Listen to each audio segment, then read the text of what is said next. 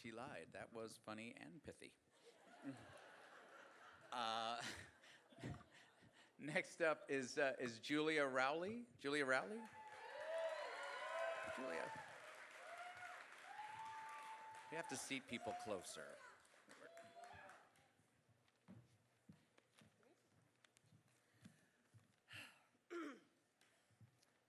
There are so many things to tell you about how I knew Blaine and what he meant to me, my husband Sean, and so many of my dear friends, most of whom I met through Blaine or because of him. I did write a somewhat lengthy tribute that I shared on Facebook, which scratched the surface, but I don't know if I'll ever have the words to truly express how I feel about losing Blaine. So tonight, I'm going to tell you a funny story. Early into our friendship, Blaine and I decided to host a joint birthday party. Our birthdays are one day apart, and Aries rule. So we planned an all-day event with a white trash theme, and we went all out. We made Jell-O shots, got a keg, set up a grill on my front lawn. There were mullets and coveralls and Daisy Dukes. I'd even ordered a ton of assorted temporary tattoos and converted my breakfast nook into a tattoo shop. Mind you, this was the early 2000s, and there were 0 good designs in the pack. This added to the authenticity. Now, the week before, Sean's band Blockage had played with a band called White Trash Debutantes. So he mentioned to them that we were having this party, invited them to drop by. The White Trash Debutantes at a white trash party. What could go wrong? Have any of you seen the White Trash Debutantes? For those of you who don't know them, they are fantastic. And they are fronted by a very well-known, let's say, brash transgender woman named Ginger Coyote, who may or may not have been drinking heavily before she arrived at our party.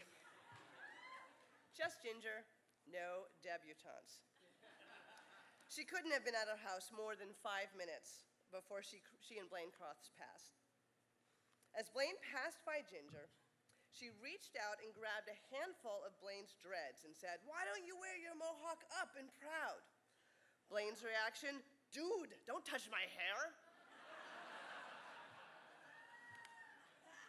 And then we all heard it. "Who you callin' dude?" That's right, Ginger thought Blaine was calling her out as a man. That's pretty funny if you think about it, because Blaine is an extremely open-minded person, and he never would have said anything insensitive to like that to a transgender person. Blaine was the embodiment of being true to oneself. I don't even know what happened, but the next thing I knew, Ginger was out on our lawn in front of a group of partygoers, pulling up her dress saying, "Does this look like a dude to you?"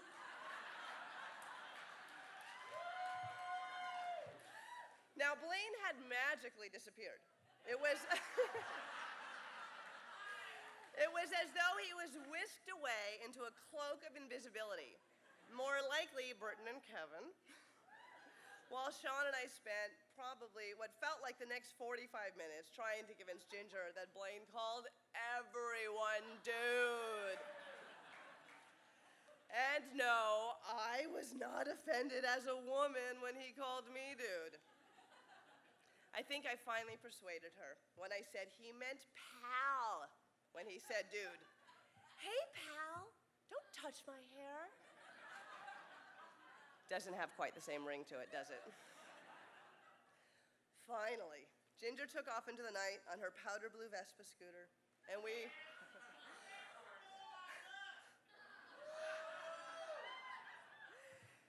returned to the party.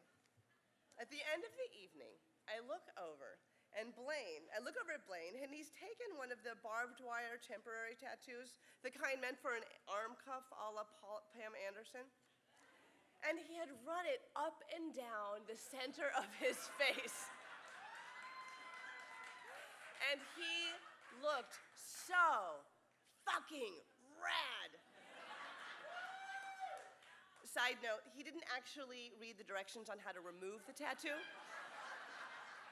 So he spent most of the next morning scraping it off with a washcloth.